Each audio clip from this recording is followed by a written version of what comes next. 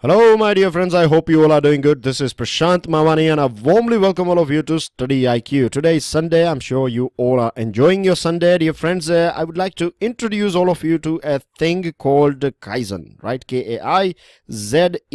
This is a Japanese word and it's not only a word, it is also about how you carry yourself or the way of doing things. Kaizen basically means that you are in a process of constant development and improvement. That means you compare yourself with what you were yesterday and you try to improve from what you were yesterday. You try to improve yourself today.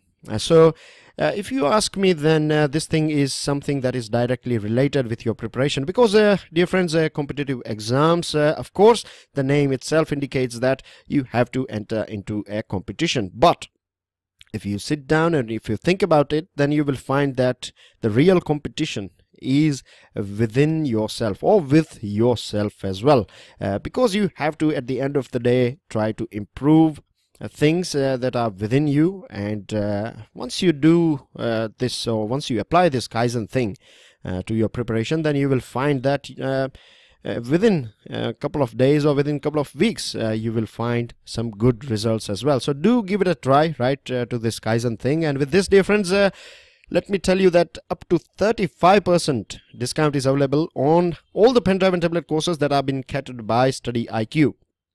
This is not going to last for a long period of time. It is going to end on 15th of November. So if you haven't got it, I would recommend all of you to get our pen drive and tablet courses as soon as possible and make the most out of this up to 35% discount. Just in case if you have any question or queries regarding it, you can always check out studyiq.com, and over there you will get chat support and you have the numbers that you can see on your screen. You can give us a call on these numbers too. Dear friends, the first thing that I would like to show you is pertaining to a sport, you can say, right? It is a cultural sport.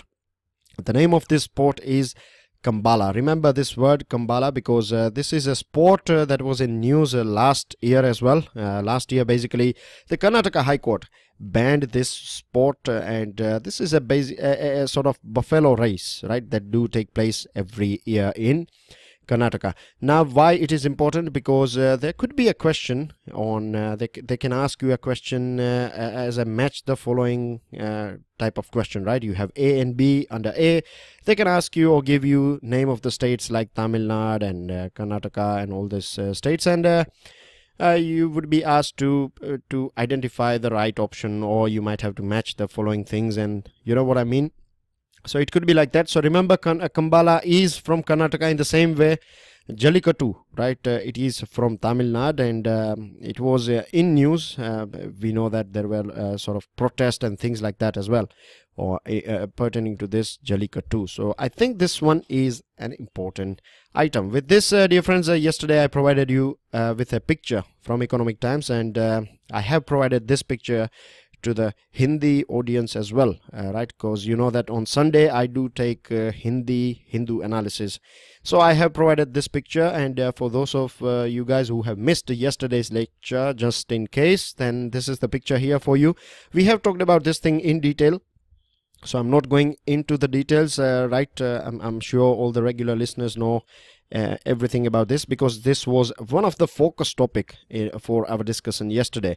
But today GST is in news again, and the reason why it is in news is because the statement is coming from the chief of a group of ministers, GOM, group of ministers. Now there is a GOM or group of ministers. It is not something that has been created now. It is in place since the rollout of GST. And this group of minister is headed by, or the chief of this group of minister is Assam's finance minister, right? Mr. Sharma. He is the man who is the chief of this group, and the main job of this group is to keep on they will keep on doing a sort of review whether the tax rates are you know, there are 5 different slabs. You have 0%, then you have 5%, 12, 18 and 28%. So these are 5 different categories of taxes, right? Of course 0 is a sort of exempted category. Anyways, So what they do basically is they will go through this tax, and they will decide whether some items should be taken off from 28% and it should be placed in 12% or 5% or 18%, etc., etc. So they have done the same thing. They have recommended that many items should be taken off from this 28% and should be placed in this 18% category. So that's what took place in last GST Council meeting, and we know that 178 items were moved to 18% from 28% rate. The other thing is and this is a very important thing to understand here, that the chief has said, Mr. Sharma has said, that the government is working, and as soon as we will have some sort of revenue protection, if the government is finding out that we are getting a sort of handsome amount of revenue from GST, and if the things or the money that is coming from GST or the revenue that is coming from GST is sustainable enough, then hopefully in future the GST Council may get rid of this 28% slab. So you can understand its positive impact, right? Dear friends, the less the tax is on anything, the chances are that people will buy those items more. Now there could be a question in your mind that what about this sin products like tobacco and other things which are at the end of the day harmful for the people.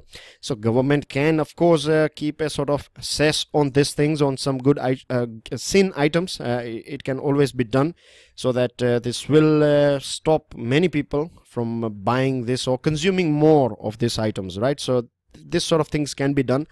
And I would also like to highlight here, I will tell you that what the main aim or the long-term target of the government is, that we should have only one tax under GST. This is basically what GST is all about. If you see in other countries, then you have the countries that are following GST, then many of them have only one rate of tax. So that's what our plan is as well, the government of India's plan is. But this is not something that is going to happen in next 6 months or 1 year. It could take 2 years or more, or 5 years maybe. We don't know yet, but this is what the whole process is all about. So keep this thing in mind. And with this, dear friends, Narendra Modi is going to have a meeting with Mr. Trump, and this is going to take place because Narendra Modi is heading towards for this meeting of ASEAN, and I'm sure you know what ASEAN is, because we have talked about ASEAN earlier on as well, right? ASEAN stands for Association of Southeast Asian Nations. Right here is a picture, or you can say a map of the 10 countries that are part of ASEAN. I will read it out for you. It is Myanmar, Thailand, Laos, Philippines, Vietnam, Malaysia, Cambodia, Singapore, then you have Indonesia, and you have Brunei. So these are the 10 countries that are part of ASEAN. So keep this thing in mind.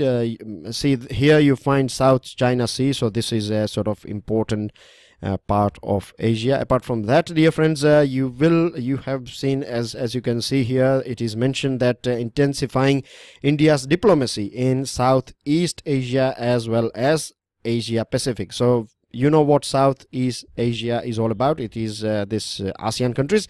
And then when you read this sort of word, or if you come across this words like Asia Pacific or West Asia, South Asia, Central Asia, then dear friends, you should know which part of the world we are talking about, or which part of Asia we are talking about. You know that when we talk about West Asia, then we are referring to these countries, right? These Arabic countries or Arabian countries. It's not all Arabian countries. See, you have this Israel as well in it, so you take this whole portion here.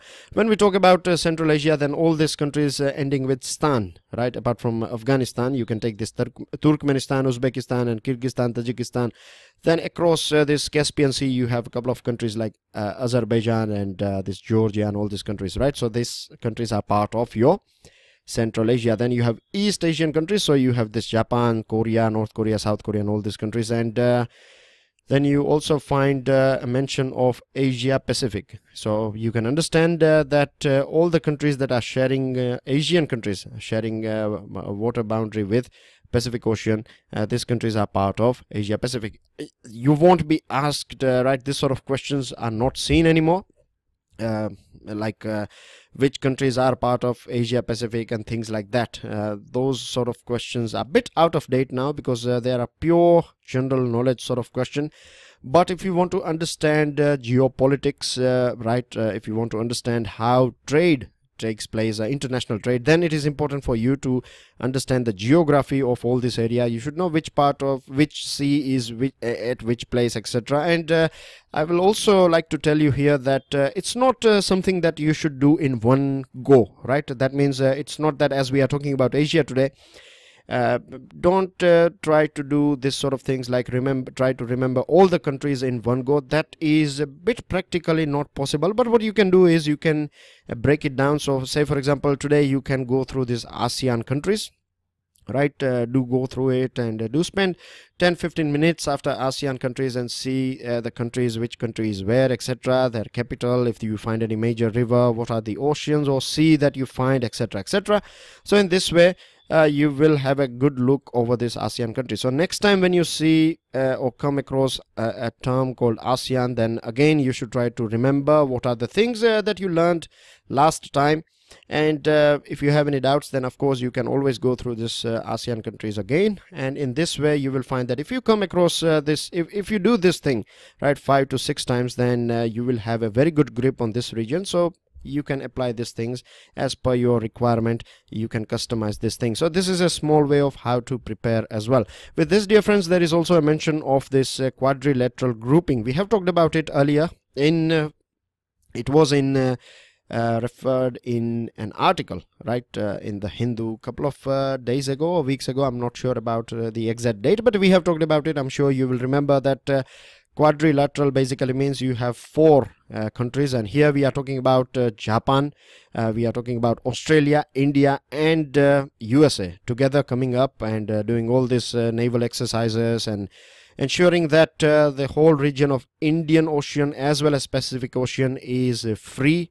When I say free, I mean to say that there is no sort of piracy going on. There are no countries who are trying to sabotage or create any sort of hurdles and things like that. Of course, they are referring to China because of the way China is expanding itself, or you can say the way China is building ports and creating troubles in the South China Sea, etc. So this is the thing. And if you see the relationship between India and China, then Japan and China, USA and China, then Australia, of course it is not having any sort of direct problems with China, but it is having good relationship with ASEAN countries, and because of this thing it can be said that it is trying to create a sort of hurdle or putting some bit more pressure on China. So this is basically a sort of overview of the things that are going on. With this, dear friends, we will move to another item, and this is about Chief Justice of India. Yesterday it was in the Hindu, right, and it was as a news item. Today as well it is as a news item. There is a bit of addition here.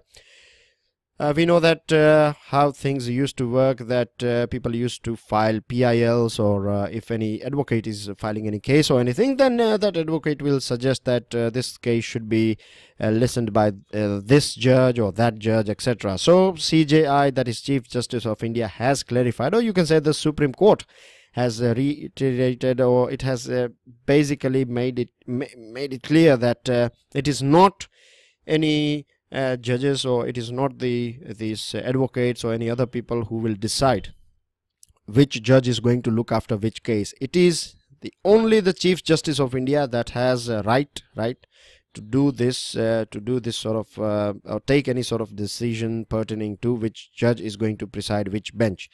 So this has been clarified by Chief Justice of India, and this should be clear to you as well. We can understand it very well because CJI, chief, he is the chief of judiciary, right, of India. So of course he is the main person who will decide whether is a male judge or female judge.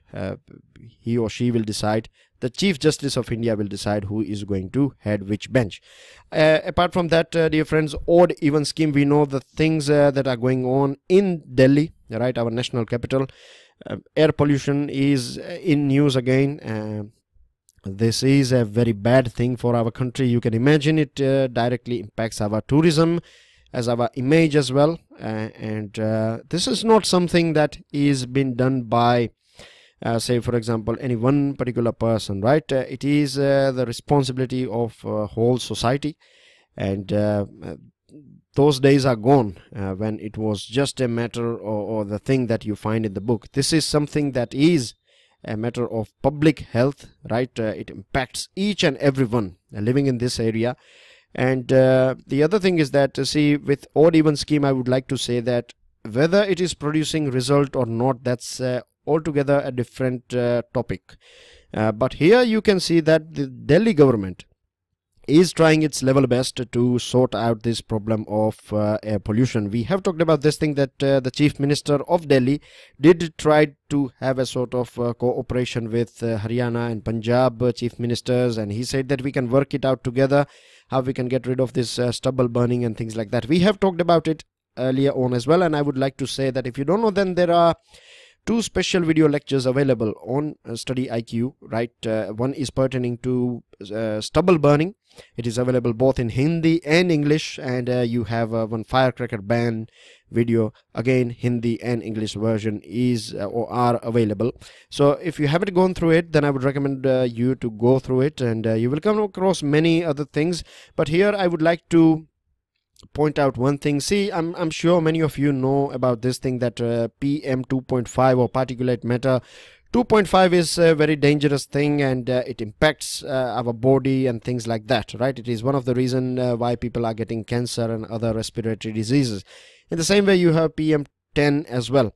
Now, why this PM 2.5 or PM 10 is a sort of dangerous thing? Because see here, you can see a human hair, right? Now, the size of a human hair is somewhere around 70 to 90, roughly speaking, 70 to 90 micrometers. But this PM 2.5, this 2.5 basically is its size. So it is 2.5, the size is 2.5 micrometer. So you can understand that human hair is 70 and 90, between 70 and 90. So the way our body works, or the way our body or anatomy is designed, you know, we have a sort of hairs in our nostrils, and this hairs works in stopping this foreign elements entering our lungs. But this PM 2.5 are so tiny that they can bypass this nostril hairs, and they can directly find a path towards our lungs. And this is one of the main reasons why they are able to enter here. So this should, I think, this will add more clarity about the danger that this PM 2.5 has. And apart from that, you have another item here. Then I have a picture for you, and this picture tells you about, it's basically a pie chart that tells you how many motorcycles are registered in Delhi and how many cars are there. But in total, you have 1,567,712 vehicles. That includes all these motorcycles and bus and cars and everything, right? So this many 1 crore plus vehicles. And a couple of years ago, I have heard somewhere, it was of course from a reliable source, but if you know more about this thing, then do let me know, or if I'm wrong or right, do let me know if you know something about it. I have heard that if you line up all the vehicles that are registered in Delhi, then from Earth you can make a sort of whole line. It will connect you to Moon. So you can imagine Moon is somewhere around 3 lakh kilometers far from our Earth. So that if you make a sort of line of all the vehicles, right, then this 3 lakh kilometer long line can be formed. So you can imagine the pollution and things that is taking place here. And of course, there are many ways to deal with these things. Of course, this is we don't have that much time to discuss all those solutions, but you can, I'm sure we have discussed about this thing, and you would knowing many things about this thing as well. Now something that is out of box, and I'm quite happy to know something like this is going to take place in our country. What this is all about, this is about Kerala's virtual police stations. Now, dear friends, we know that police in our country is not having that sort of good reputation. We see many cases. I'm not saying that all policemen or women are bad. No, it's not. That won't be a right thing to say. But generally speaking, the image is not good. And because of this thing, there are many crimes that are not reported as well. Because the people fear, right? Still that colonial, draconian fear is still there, that if you go to police, and the way of some policemen and women are, of course, they are even today treating citizens as their subjects. And this is one of the main reasons why we have a sort of huge not trade, but trust deficit, right? Trust deficit is still there, but this can be eliminated, or this gap can be filled up with this virtual police stations. What this is all about, I tried to find some pictures for you guys, but as this is a new concept, I couldn't find any picture, but I'll try to break it down for you. Or let's create an image in your mind. Imagine an ATM, right? So in the same way, you will have a machine.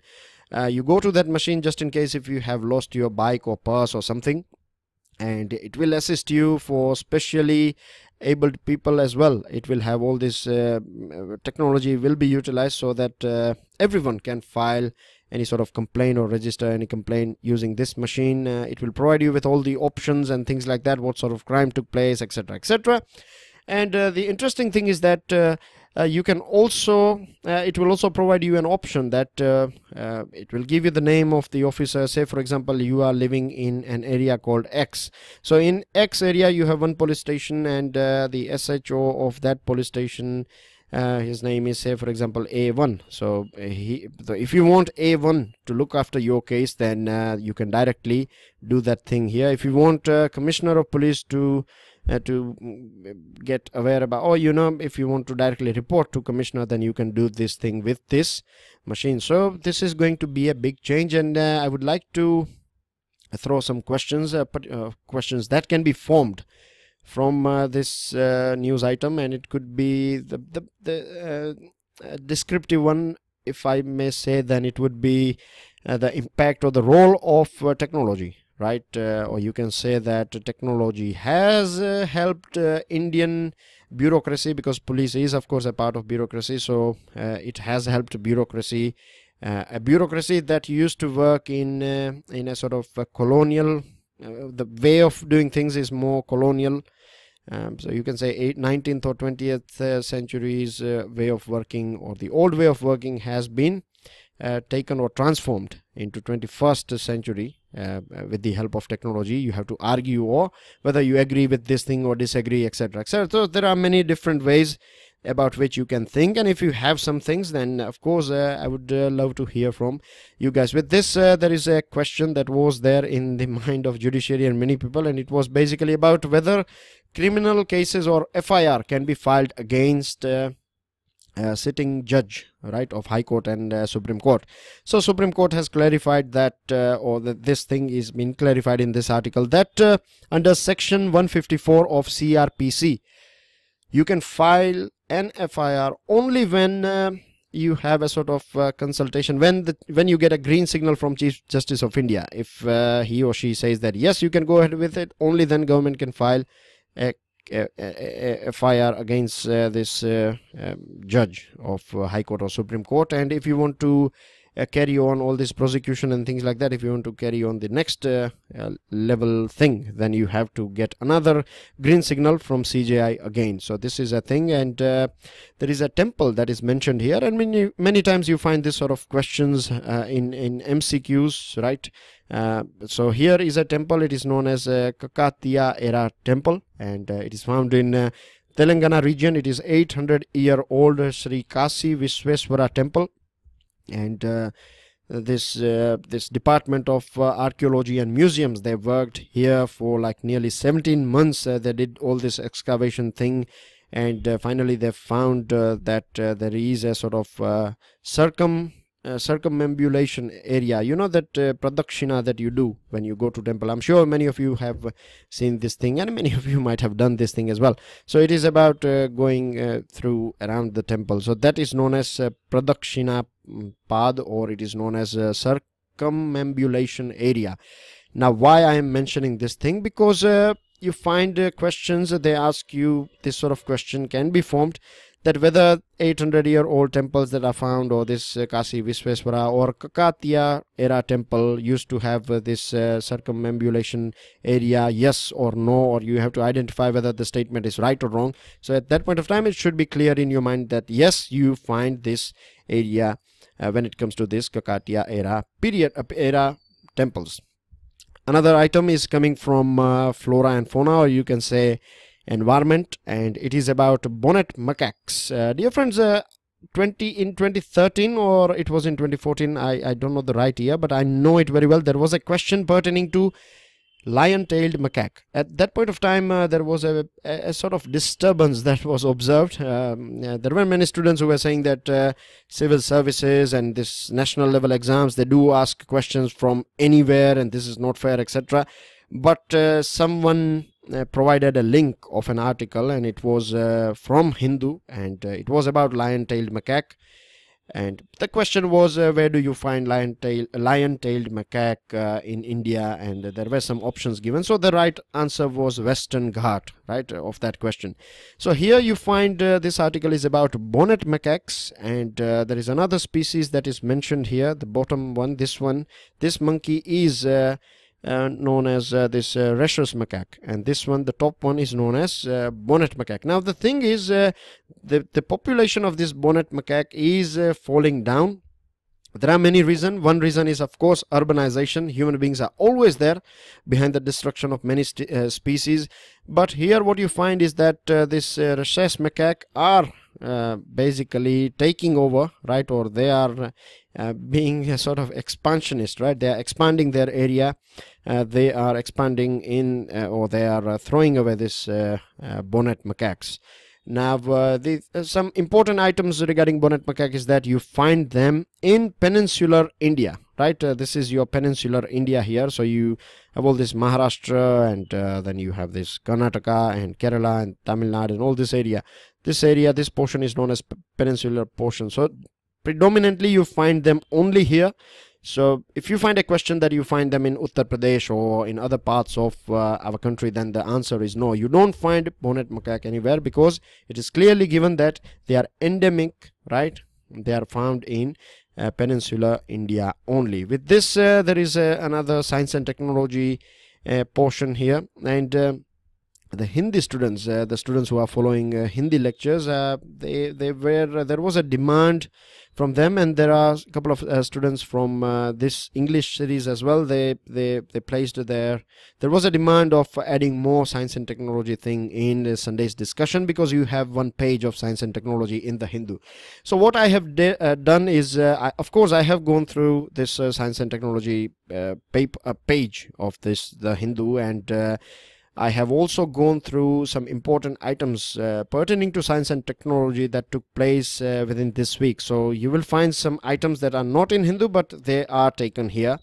Of course, the things that are selected are relevant for your exams. I have not included the new phone launched by X or Y company, etc. Right? So we are going to stick with this thing, and do let me know how you find this thing. So here is it is talking about this gene drive technology.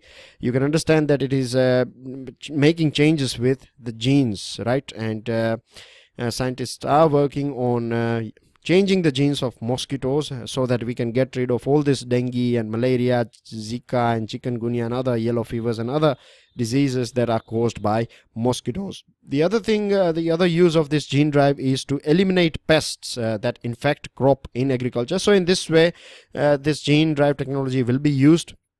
Now, there is a thing, right, if you eliminate mosquitoes altogether, then there is a danger that the gap that is being created in this this food chain, right, will what will happen next? Will some other species will take over or fill this gap, and this could be more dangerous than these mosquitoes. And if you go back to the history of mosquitoes, then you will find that they are older than human beings, right? They have been here before us, and they have always updated themselves with changing times. So this is the latest version of mosquitoes through which we are suffering from.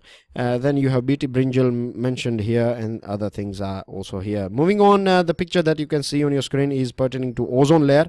Now the good news is that if you see this picture, this is from 1988, and you can see this blue portion. This is the portion, this is a big hole in the ozone layer. And here in 2017, you can see the hole is a bit smaller. So this is a good news. The ozone layer is repairing or getting repaired, and you find ozone in the stratosphere. This should be clear in your mind that you find it in stratosphere. And the chemicals that are affecting this ozone layer is chlorine and bromine. They are also known as ozone depleting chemicals, and it was in 1980s when we found this thing is taking place, and after that the whole world came we adopted this Montreal Protocol. Remember, this Montreal Protocol is working, or it is for ozone layer. So A and B again match the following thing: Paris Agreement, greenhouse gases, Montreal. The ozone is the right option. So keep this thing in mind, and you find this ozone depleting chemicals from this refrigerators, air conditioners, and other aerosols cans. And scientists say that it will take another 100 years for us to get rid of all these ozone depleting chemicals that we find in the sky or in our atmosphere. Then you have another interesting thing in terms of science and technology, and it is pertaining to this 8 Arctic states, right? 8 Arctic states, and they have come together. You find USA and Russia, which are generally arch rival, but they are on one page when it comes to protecting Arctic Ocean and the region pertaining to this Arctic Sea and Arctic portion of the world. So they have done an agreement called Agreement on Enhancing International Arctic Scientific Cooperation. It is known as Arctic Science Agreement as well. With this, dear friends, we reach to the question portion of the day. I have 4 questions for you. The first one is, provide the names of 8 Arctic countries. So you have to provide the names of 8 countries through which the countries that fall in this or they are known as Arctic countries. So they are 8. Give me the name of those countries. Second one is, as per second judge's case, right? This is a very famous case in the history of judiciary. So second judge's case, when it comes to keeping in mind the second judge's case, when it comes to appointment of judges, the president has to follow the advice or recommendation of Chief Justice of India. Is this statement true or whether it is false? The third one is, name the only country in African continent about which you find no mention in the recently released Global Hunger Index 2017. The only African country that is not mentioned here in this Global Hunger Index 2017. And the fourth one and the last one is, the most recent country to join Paris Agreement is which country?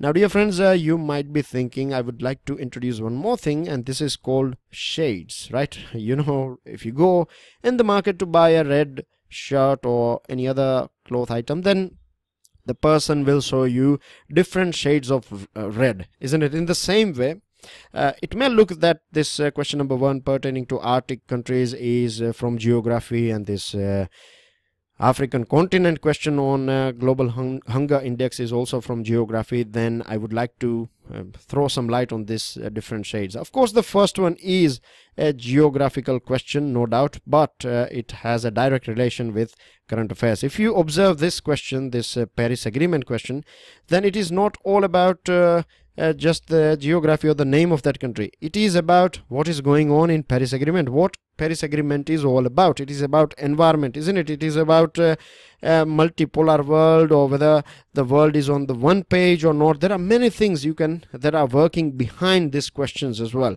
And I would recommend all of you, I would advise all of you, right, to think about or take these questions in that way as well. It's not enough. Of course, you have to answer. That's fine. I do appreciate your the way you are actively taking part in providing answers, but I would also, and this will provide you, see, this is how you do revision as well.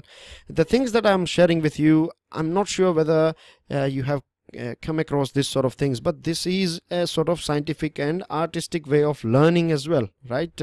You will think that you will find yourself, if you give it a try, that this question is on Paris Agreement. Once you provide your answer, then think about why this country was till now it has not signed this Paris Agreement. When Paris Agreement came out, which are the other countries that are opposing this Paris Agreement? What is the stand of other countries or region like Europe and India and other countries? What is their stand or their take on this Paris Agreement? And you will come across many things. Many things will pop up in your mind. With this, dear friends, don't forget to make out the maximum out of this up to 35% discount. Don't forget to subscribe, share, do give us your like if you have learned something out of it, and pass me your comments. Valuable feedback as well as your answer. I would be eagerly waiting for your answer. With this, enjoy your Sunday. Jai Hind.